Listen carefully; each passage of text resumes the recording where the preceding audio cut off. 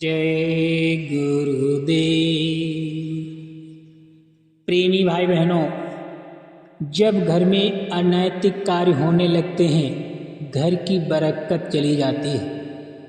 और किसी घर में जब एक ही पुत्र अच्छे कार्य करने लगता है तो सारी सृष्टि कांपने लगती है, क्योंकि पुत्र जब अच्छा कार्य करता है उसके अच्छे कार्य से भगवान विष्णु को भी झुकना पड़ता है। इसी विषय में एक कहानी आती है जो कि बहुत ही रोचक और हर व्यक्ति के ऊपर लागू होती है कि क्यों न हम ऐसा बन जाएं। अगर ऐसा बन जाते हैं तो भगवान को मिलने में देर नहीं लगती। किसी नगर में सत्यार्थ नाम का एक विद्यार्थी अपने परिवार के साथ रहता था। उसके पिता साहूकारी करते थे। विद्यार्थी बहुत ईमानदार, कर्तव्यपरायण था। उनके घर में लक्ष्मी विराज रही थी। हर ओर खुशहाली का साम्राज्य था। मगर शायद ईश्वर को ये बात पसंद न आई कि वो लोग आराम चैन से जीवन गुजारे। एक दिन सत्यार्थ के साहूकार पिता थके हारे घर आए। घर वालों के पूछने पर उन्होंने बताया कि व्यापार में घाटा हो गया और उन पर दूसरे साहूकारों का कर्ज चढ़ गया है। कहीं और से आमदनी नहीं है, अतः उन्हें अपना घर बेचकर कर्जा उतारना पड़ेगा। ये सुनकर सत्यार्थ के घर वाले रोने लगे। जब सत्यार्थ ने उन्हें समझाते हुए कहा, मत रो, ये सुख दुख तो चल वस्तु है और चल वस्तु के लिए कभी भी शोक नहीं करना चाहिए। आज अगर हमारी किस्मत में यही लिखा है तो हो सकता है कि कल हमारी किस्मत में इससे भी अच्छा घर हो। सत्यार्थ के नाना प्रकार से समझाने पर उसके घर वाले खामोश हो गए।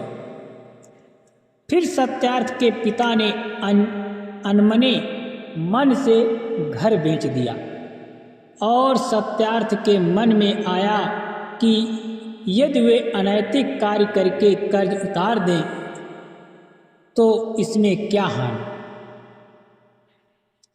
इतना सोचना ही था कि उनका मन मैला हो गया।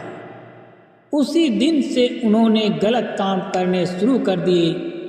अब वे दाल आटे में मिलावट करके बेचने लगे। इससे घर में बुराई ने स्थान ले लिया।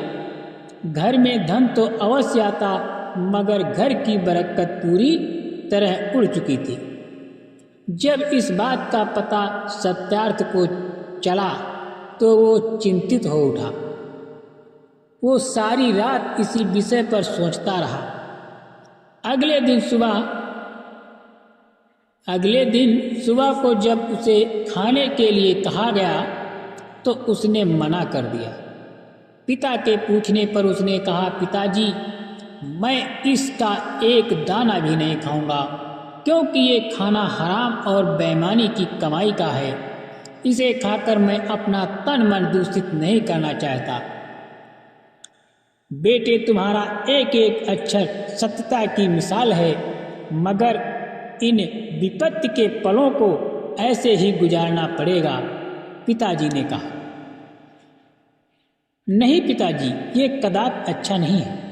यदि आप मेहनत, लगन और ईमानदारी से काम करेंगे तो ये कर्जा आप कुछ ही दिनों में उतार सकते हैं। रही सुख दुख की बात, तो दुख हमारी परीक्षा है और सुख उसका अच्छा परिणाम है। यदि दुख की परीक्षा को हमने अच्छे अंकों से पार कर दिया, उसके परिणाम के रूप में हमें सुख मिलते। अतः यदि हमें सुख चाहिए तो दुख की परीक्षा में पास होना पड़ेगा और इसके लिए हमें विवेक, सच्चाई और ईमानदारी से कड़ी मेहनत करनी होगी। सत्यार्थ के सत्य वचनों ने उसके पिता की आंख खोल दी। उन्होंने सभी गलत काम बंद कर दिए। सत्यार्थ ने भी अपनी पढ़ाई पूरी करके पिता के काम में हाथ बटाना शुरू कर दिया। उसके भाई भी सुधर गए और जल्दी ही उन्होंने अपनी ईमानदारी सच्चाई के बल पर नया घर बना लिया और सारा कर्जा चुका दिया। सत्यार्थ के पिता अपने बेटे पर गर्व महसूस कर रहे थे। फिर एक दिन अचानक नगर में मुनादी कराई गई कि राजकुमार बीमार है। बड़े से बड़ा वैद्य भी उनकी बीमारी दूर न कर सका। अतः जो कोई भी राजकुमार की बीमारी दूर करेगा उसे मुंह मांगा इनाम दिया जाएगा। इधर एक दिन सत्यार्थ को राज्य की राजकुमारी के दर्शन हो गए। वो उस पर मोहित हो गया। उसके मन में राजकुमारी को पाने की लालसा जाग उठी। जब उसने ये मुनादी सुनी तो उसने सोचा कि यदि वो किसी राजकुमार को ठीक कर दे तो इनाम में राजकुमारी को पा सकता है। ये सोचकर वो राजा के पास गया और राजकुमार को देखने का अनुरोध किया। राजा ने उसे आज्ञा दे दी। आज्ञा पाकर उसने राजकुमार को देखा तो पाया कि उसके मन में बुराई आ गई है। इस कारण उसका स्वास्थ्य खराब हो गया है, मगर चूंकि रोग उसके दिल में था अतः बाहरी दवाओं से कैसे ठीक हो सकता था। सत्यार्थ महल से निकलकर किसी बूटी की खोज में जंगल की ओर चल पड़ा।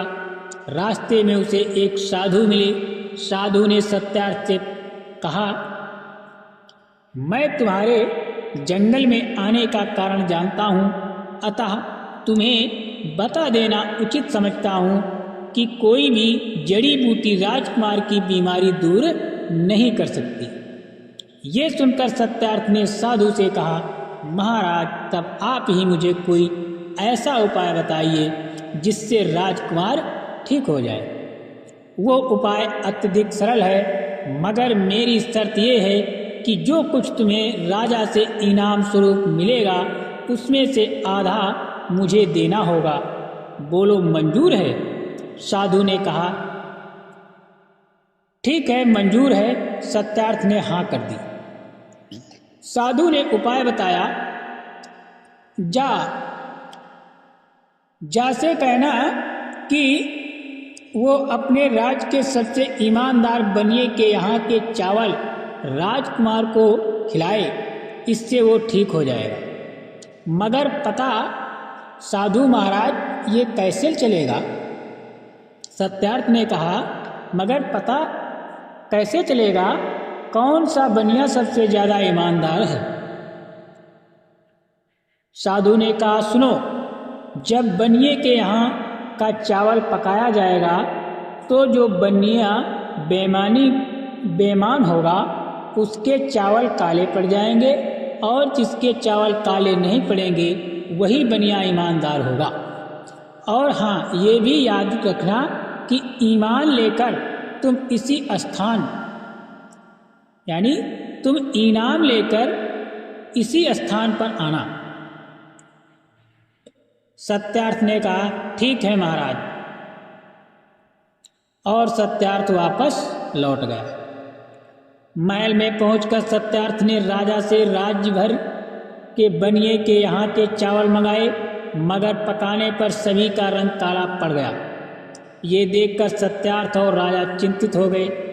अचानक सत्यार्थ को याद आया कि क्यों न वो अपने यहाँ के चावल पकवा कर देख ले। ये सोचकर उसने अपने घर से चावल मंगाकर पकवाए। सत्यार्थ को ये देखकर आश्चर्य हुआ कि उसके घर के चावल काले नहीं हुए। इसका अर्थ ये हुआ कि हम पूरे राज्य में सबसे ईमानदार हैं। सत्यार्थ ने मन ही मन में कहा, हे भगवान, आज तूने मेरी सुन ली। आज ये सिद्ध हो गया कि मेरे भाई और पिताजी कितने ईमानदार हैं। जल्द ही उसने खुद को सामान्य किया और राजकुमार को चावल खिलाने को कहा। राजकुमार को चावल खिलाए गए। चावल खाते ही राजकुमार सही हो गया। उसके मन की बुराई समाप्त हो गई।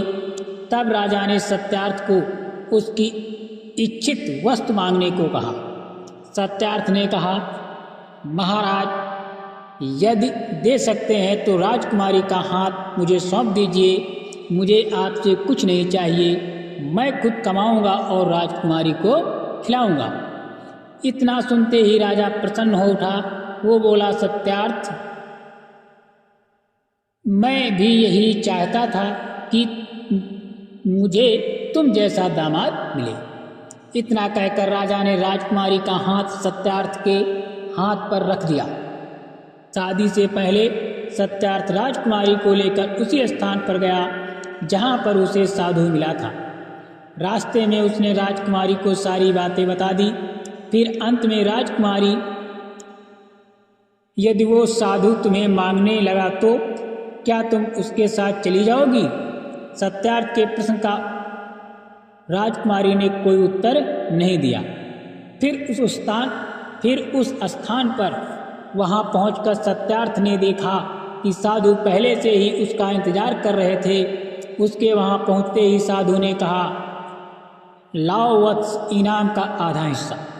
सत्यार्थ ने कहा, महाराज, इनाम में मुझे जीती जागती राजकुमारी मिली है, हमें इससे कोई मतलब नहीं, हमें अपना आधा हिस्सा चाहिए। साधु ने कुछ क्रोध जताया। पर महाराज, राजकुमारी में से आधा हिस्सा मैं किस प्रकार आपको दे दूं? सत्यार्थ सोच में पड़ गया। फिर कुछ देर बाद बोला, साधु महाराज, आप ऐसा कीजिए कि पूरी राजकुमारी ही ले लीजिए, इससे कम से कम राजकुमारी का जीवन तो बच जाएगा। साधु ने कहा, नहीं, हमें आधा हिस्सा ही चाहिए, ये धर्म के विमुख है। राजकुमारी, जो अब तक चुपचाप उन दोनों की बातें सुन रही थी, यकायक बोल पड़ी। कहा, स्वामी, साधु महाराज ठीक कह रहे हैं, ये धर्म के विमुख बात होगी। अतः आप ऐसा करिए कि मुझ में से 2 टुकड़े कर दीजिए, एक आप रख लेना और एक साधु महाराज रख लेंगे। राजकुमारी के मुख से ऐसी बात सुनकर सत्यार्थ तड़प उठा, मगर इससे पहले कि वो कुछ कह पाता, राजकुमारी ने रथ में रखी तलवार खींच ली और उसे सत्यार्थ की ओर बढ़ाकर बोली, लीजिए स्वामी, देर मत कीजिए। सत्यार्थ ने राजकुमारी की प्रतिबद्धता देखी तो उसे अपना धर्म याद आया। उसने राजकुमारी के हाथ से तलवार ली और राजकुमारी को मारने सामने खड़ा कर उसके टुकड़े करने के लिए तलवार उठा ली। इधर साधु ने राजकुमारी की सच्चाई और साहस का जबरदस्त नमूना देखा तो वे भी हैरान रह गए। मौत को देखकर भी राजकुमारी जरा विचलित न हुई। सत्यार्थ ने तेजी से तलवार को राजकुमारी की ओर बढ़ाया। ये क्या, मगर सत्यार्थ के हाथ की तलवार फूलों का हार बनकर राजकुमारी के गले से लिपट गई। ये देखकर सत्यार्थ और राजकुमारी हैरान रह गए। तभी साधु ने अपना नकली रूप बदला और विष्णु भगवान बन गए। साक्षात विष्णु को सामने देख राजकुमारी और सत्यार्थ उनके पैरों में गिर पड़े। विष्णु ने कहा, सत्यार्थ, हम तो तुम्हारी परीक्षा ले रहे थे जिससे तुम खरे उतरे। तुमने अपने जीवन में अब तक बहुत से पुण्य के काम किए हैं, अतः फलस्वरूप तुम्हें पतिव्रता स्त्री के रूप में राजकुमारी मिली है। फिर दोनों को आशीर्वाद देकर विष्णु अंतर्ध्यान हो गए। सत्यार्थ राजकुमारी को साथ लेकर वापस लौट गया। सत्यार्थ को अपने पुण्य कर्मों से विष्णु भगवान ने दर्शन दिए और उसी के साथ उन्होंने राजकुमारी के रूप में एक पतिव्रता स्त्री भी दी। इसलिए कहा जाता है, पुण्य कर्म करने वालों को ईश्वर अपनी भक्ति से अवश्य वरदान प्रदान करते हैं। जय गुरुदेव।